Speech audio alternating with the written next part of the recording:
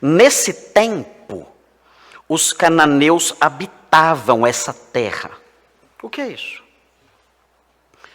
É um outro impedimento. Espera lá. O Senhor está mandando eu ir para uma terra.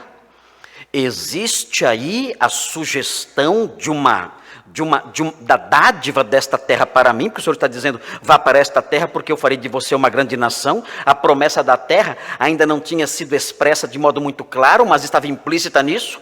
Vá para esta terra porque eu farei de você uma grande nação.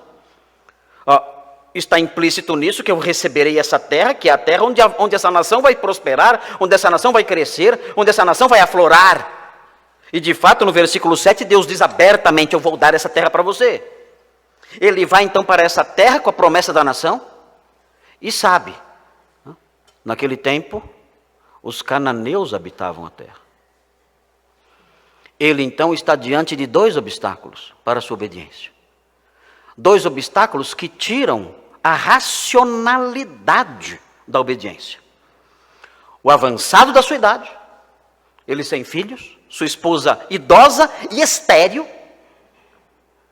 e a terra possuída por um povo hostil. E ele chegando ali, já velho, com sua esposa já velha,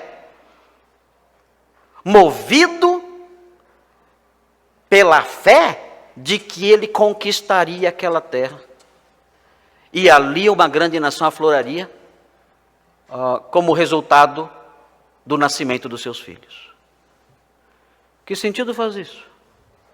Se você encontrasse Abraão peregrinando pela Palestina e conversasse com ele e dissesse, o que você está fazendo aqui?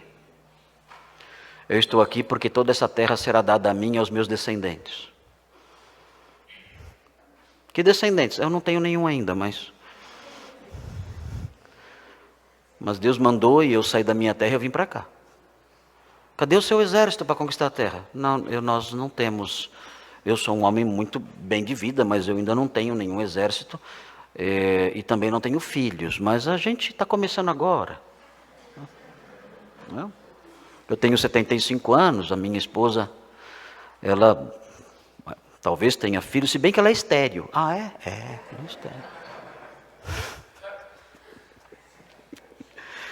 Qual é a racional? Qual é o sentido disso tudo? O mundo olha para um homem desse e diz, essa obediência é a obediência de um louco. Essa obediência é a obediência de um homem estúpido. Abandona Harã, sai da sua terra e vem para cá. Já idoso, numa terra hostil, de povos hostis. E vem movido pela certeza de que terá uma grande descendência, essa descendência herdará esta terra aqui. Essa obediência não tem o menor sentido. Mas é assim a obediência da fé. Eu obedeço sem entender. Eu não compreendo muitas vezes a ordem de Deus. Porque essa ordem parece sem sentido. Eu não compreendo porque essa ordem às vezes parece injusta. Eu não vejo onde Deus quer chegar com essas ordens que Ele dá. Mas se eu sou o homem da fé de Abraão, então eu obedeço sem compreender. É a obediência da fé, não é a obediência da mente, da razão. Quando eu era ainda um jovem seminarista, conheci um pastor chamado pastor Ari Nogueira. Ele foi meu professor de orientação para a vida cristã em 1983. Bastante tempo. A maior parte de vocês aqui não tinha nem nascido ainda. O pastor Thomas já tinha uns 25 anos na época, já talvez, né? Tinha 10. Ele contava a história de dois meninos que estavam brincando numa construção. E o pai os observava. E o pai via ali os dois menininhos brincando naquela construção. E de repente, por alguma razão, uma viga se soltou ali em algum lugar lá no alto. E aquela viga se desprendeu e desceu e desabou. E veio caindo na direção dos dois meninos. E então o pai imediatamente emitiu um comando. Ele disse: corram! Sem explicação nenhuma. Não dava tempo de explicar. Ele disse: corram! Um menininho correu. O outro falou: por quê? Qual foi o fim da história?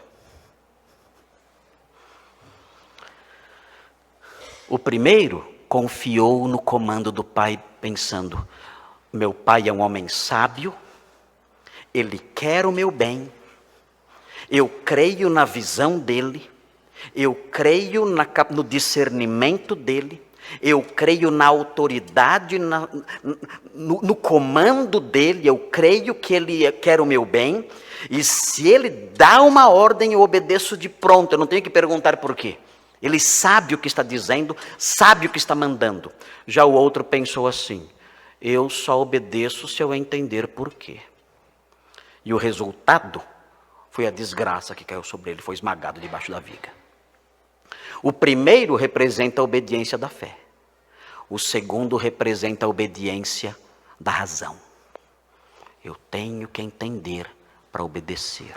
Se eu não saber os motivos, eu não vou obedecer. Não foi assim a obediência de Abraão. Ele era um homem de fé.